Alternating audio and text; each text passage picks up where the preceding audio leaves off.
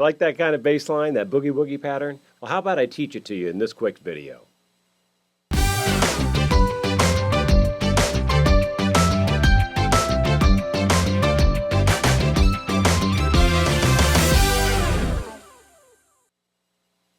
Hi, I'm Scott Houston. Hey, I've been getting a lot of questions, and actually have throughout the years for that matter, about boogie woogie playing or boogie woogie lines or what's boogie woogie. And the reality is boogie woogie piano playing is just a huge fan favorite for a lot of people. The downside, unfortunately, is it's really one of the more difficult kind of piano styles to play in all these non-classical styles that we work on in the stuff that I teach. But you know what I am going to do that's not very hard, and that is just teach you a real classic, basic boogie bass line, all right? And we're just going to work through it in the blues chord progression, which boogie woogie does. It is a form of the blues. It almost not always, but quite often follows the blues changes. But I'm just going to teach you, one line to use in these three chords, and that's all we're going to do. Now, in a couple future videos, I may add some stuff to this, but for now, we're just going to work on a fun boogie bass line that you can then spend as much time as you need getting to the point where you can pick it up and get it up to speed and do it, all right? So let's go ahead and switch to the piano. Now, where I am on the piano, that's middle C, so I'm down a couple octaves, okay? So like that's the D, that there's only 3 or 4 notes right before the end of the piano there, okay? Now here's what the pattern sounds like. It goes.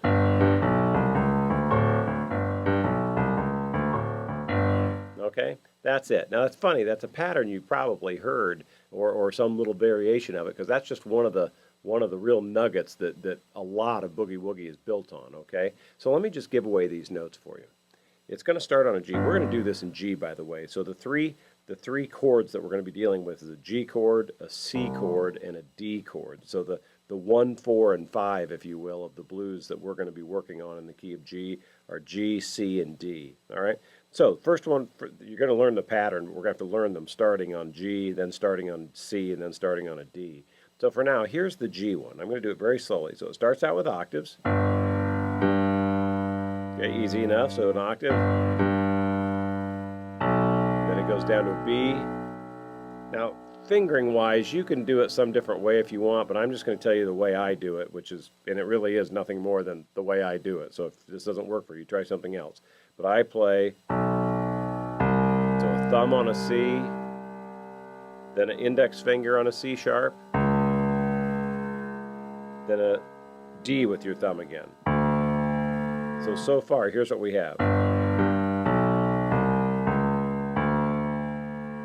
And again, I'm pulling my fingers out of the way so you can see, all right? So here we go.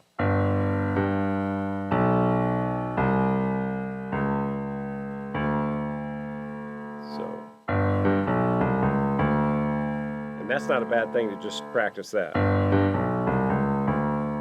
Now, the very end of the pattern, it jumps an octave down from this. Okay, it goes ba-do-da, and then you start over. So again, very slowly, here's the pattern.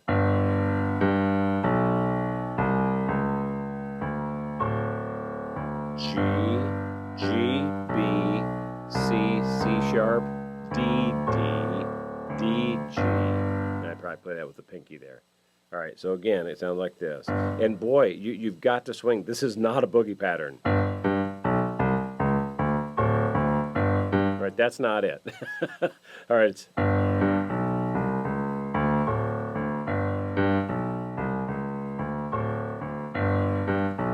And you very well might need to take this a lot slower when you're beginning. It might be a situation where, if you're just starting out playing, that's probably going to be a challenge. So do it, no problem. Just go a lot slower like this. Go.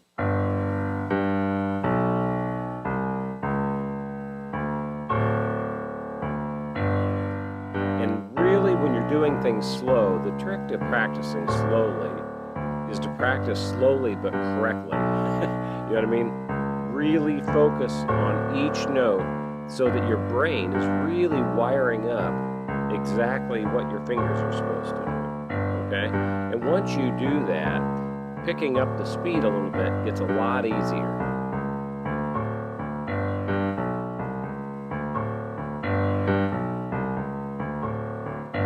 Okay, Okay, so that's it for there. Now I'm going to teach you the exact same pattern starting on a C and starting on a D. All right, so if I'm going to go through this kind of quickly, but it's the exact same melodic pattern, it's just that it starts on a different root, okay, or bottom note. So here we go. Let's start it on the C. It goes, okay, there's the octave. And I finger this one exactly the same.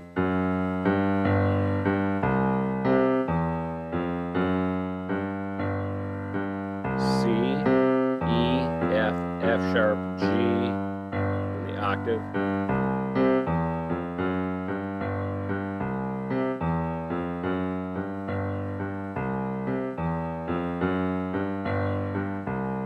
Okay, that's that one. Now the one that starts on a D, again, we're just going to lift it up one note higher. Now the fingering is going to be a little bit different, or actually no, I guess I'll finger it the same way. It's just going to feel different because the second note's going to be, or third note's going to be on a black note, but it sounds like this. So there's the octave. The third note's an F sharp, thumb on G. You know, I may use my third finger here. I don't know what really happens. I'll just have to wait and see until I start playing. But and then there's the octave on the A. No, I guess I do use my index finger.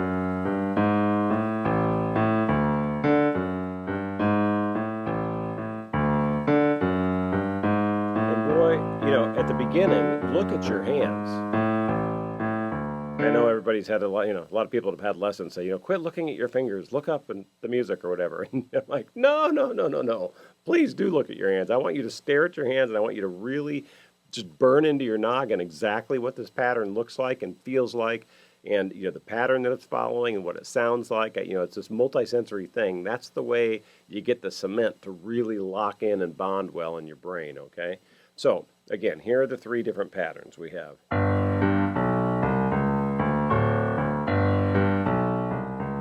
Okay, now you need, and then the C one sounds like this.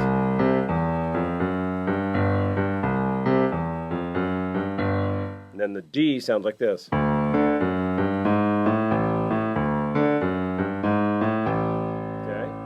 now we have one last thing to do, and that is to play them in the right order, in the blues order, okay? So I'm going to go ahead and I'll put the chords up above the keyboard here, but here's what we're going to do. We're going to play 4 patterns of the G, we're going to play 2 patterns of the C, then 2 patterns of the G, and then we're going to play 2 patterns of the D and 2 patterns of the G. All right, and that's the 12-bar blues, okay? So it's going to be 4, each one of those patterns is one measure. So we're going to play 4 measures of G, 2 of C, 2 of G, then 2 of D and 2 of G. All right? And those last 4, the Ds and Gs, people call that the turnaround, okay? Because then you go back to the beginning and just do it over and over and over. So here we go. I'll play one round of the blues doing this in that order, okay? Here we go. So I'm going to do 4 Gs. That was 1, 2, 3,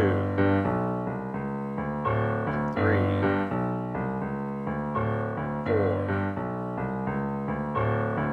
Now I'm going to do 2 Cs.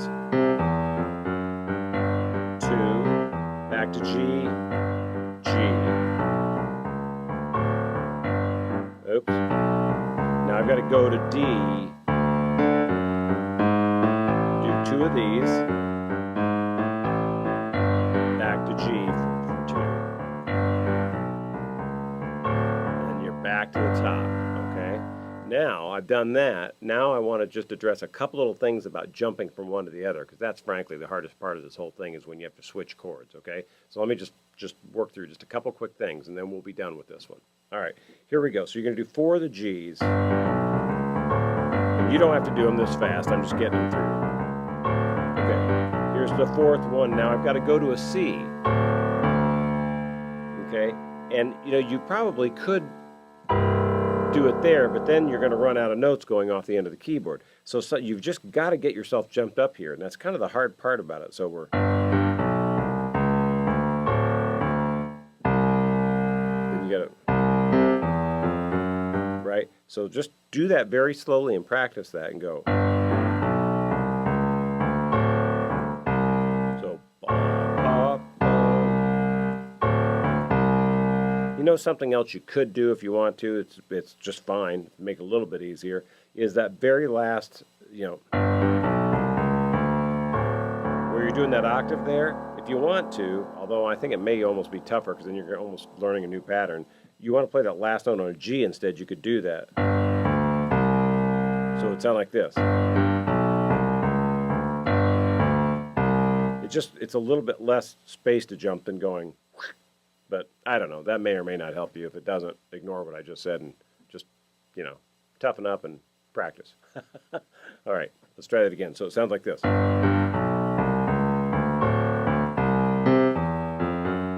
And that's exactly how I practice it. I just do just that jump. Right?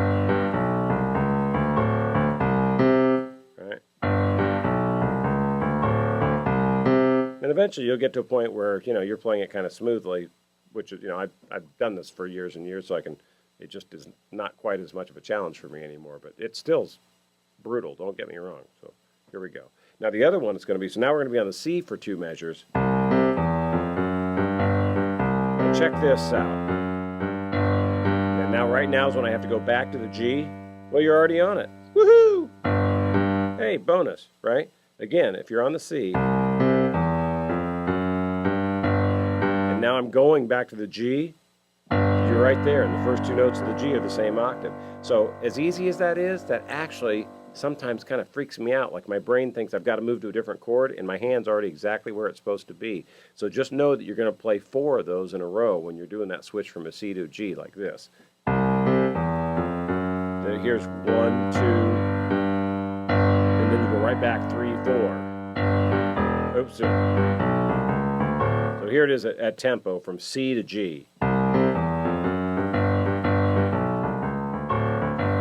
Okay, one more time. G. Oops. Now we have to go to the D, and you're already on it, and you just need to jump this whole octave. Right? So you have to repeat that one. That's kind of a little thing to practice there.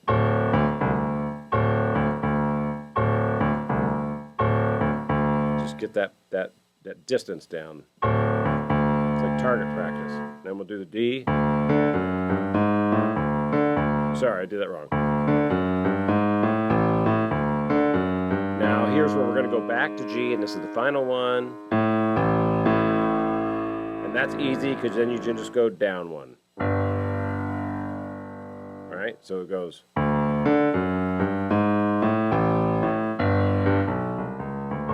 So again, here's the D. We'll do that twice. Then back to the G. So that's what I want you to work on. I think that would be a great and fun thing to listen to if you did absolutely nothing else. The key to this is not necessarily doing it with blinding speed. The key is really doing it with blinding, swinging consistency, right? Pick a speed and stick to it like glue, and absolutely do not play it and da da da da da da da da da. None of that. It's boo da doo da doo da da doo da doo doo da doo da doo. It's this real swinging thing. And so you really need to, work on that. And if it's swinging hard, you can play it a lot slower and it'll still sound great. All right. And that'll make things a little bit easier for you from just a pure finger aerobic standpoint. Okay. So that's that. I think you should have a lot of fun with that. You now know one of the real, bedrock boogie woogie bass line patterns. All right. And I'll play one pattern through the whole thing for you. And I'll really try to swing it hard and not do it fast. 3, 4.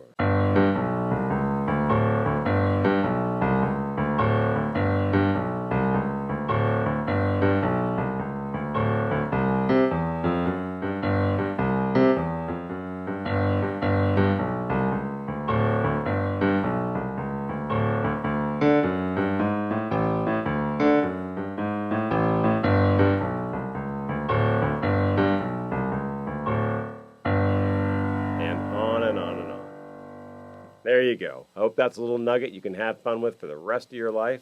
Again, I'm going to try to probably do another video or two that'll maybe take this to the next step, and we'll add some chords with our right hand. So have fun, everyone.